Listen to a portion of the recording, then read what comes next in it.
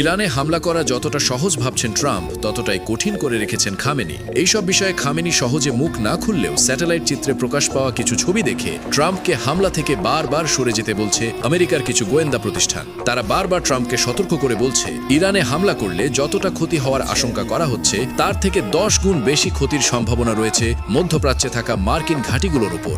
মধ্যপ্রাচ্যের জিওপলিটিক্যাল দাবা খেলায় এখন এক নতুন এবং ভয়ঙ্কর সাসপেন্স।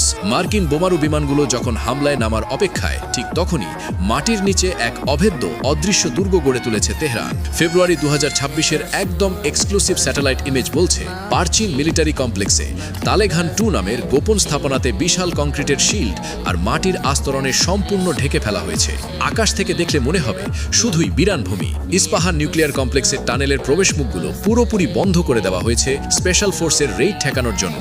আর নাতাঞ্জ ইউরেনিয়াম সাইটে তৈরি হয়েছে ক্রুজ মিসাইল ঠেকানোর দুর্ভেদ্য প্রাচীর। পিক্যাক্স পর্বতের গ্রানাইট পাথরের 100 মিটার গভীরে চলছে অবিরাম খনন কাজ। 2024 সালের ইসরায়েলি হামলা এবং গত বছর অর্থাৎ 2025 সালের জুনে মার্কিন বাহিনীর অপারেশন মিডনাইট হ্যামারের ধ্বংসযজ্ঞ থেকে শিক্ষা নিয়েই এবার এই মাস্টার প্ল্যান সাজিয়েছে ইরান। এই কংক্রিট আর মাটির স্তর শুধু কোনো সাধারণ নির্মাণ কাজ নয়, এটি আমেরিকার বিধ্বংসী GBU-57 বাংকার বাস্টার বোমার বিরুদ্ধে এক শক্তিশালী ঢাল।